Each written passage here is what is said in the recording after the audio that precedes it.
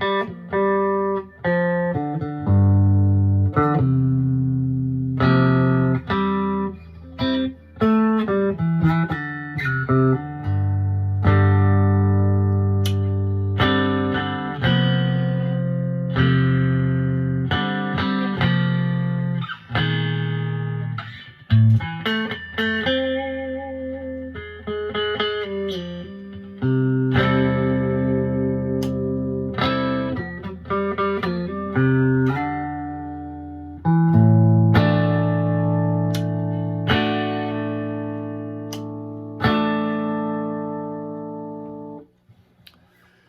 is my Hobo number 436, and the Hobo is my platform for experimentation when it comes to traditional versus non-traditional building and construction techniques and just concept in general. And with the Hobo, anything, it's all available. Anything goes. I can go any direction I want with it.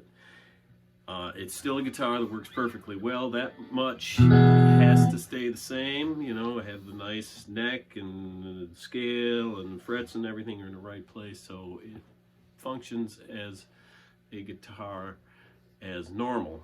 But I'd like to experiment with other parts of it. And this one is a hollow body, and there's a frame built of dug fir. You can see on the edge there. It has a very slight arch to it. There's a block under the bridge that supports the blade bridge, and the blade bridge, made out of aluminum, is in a socket down there, and there's a piezo, typical acoustic guitar piezo pickup underneath it, so it's bearing down on that, creating the piezo effect, the transducer effect. And it's built so that I can lift or lower or lift the bridge. These two screws will control and push up underneath it. So previous versions I made it was fixed, you couldn't adjust it. Everybody complained about that. I don't blame them. I would get it, you know, I mean, it's like an acoustic guitar. Once it's in position, it's in position. But still, electric guitar people, they want to fiddle with things. So I built this one such that you can lift it, you can drop it. It's more flexible in that regard.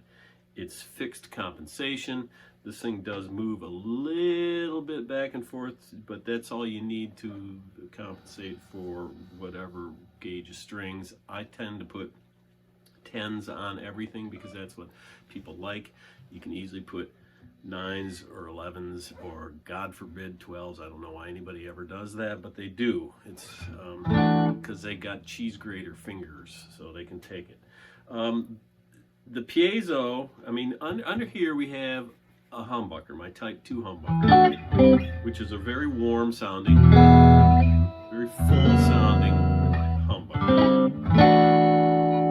Piezo is activated on the push-pull switch on the tone, and it throws it right into the circuit with the magnetic pickup, and they share the circuit, they share the volume and the tone.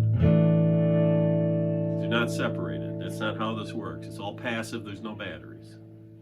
So you got magnetic alone, magnetic piezo, and it brightens it up and gives it that more of an acoustic-y sound. It's not supposed to be an acoustic instrument, but it gives it nice acoustic-y sound to it, brightens it up a bit.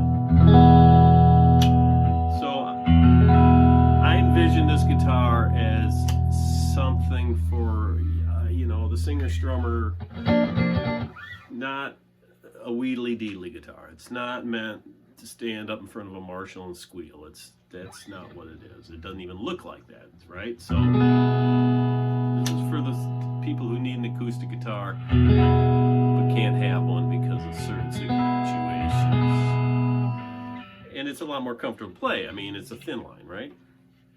And then it has the added feature of the harp effect that you get down here, and you can really hear the difference when the piezo's on, and that really does ring an awful lot. It's very zingy on this guitar. I've done it on several guitars, but it's really lively on this one. And that's okay if you like it. If you don't, then I suggest you put something underneath here to stop it. But it's a great space filler, no doubt. So 24 3/4 scale with a polycarbonate nut, 1 11/16. We got your brand new hip shot open back locking tuners. The top and back are Spanish cedar. This is the access cover to get into the instrument or the components. The height adjusters for the bridge. Spanish cedar back.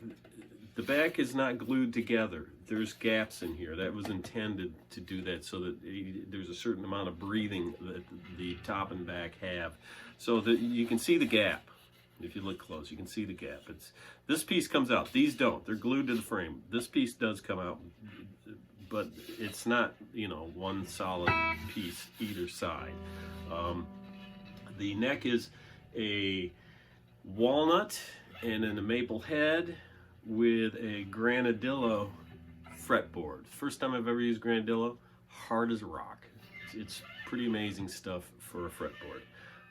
The pickup is encased in this piece of figured redwood. So, there you have it. It's Hobo number 436.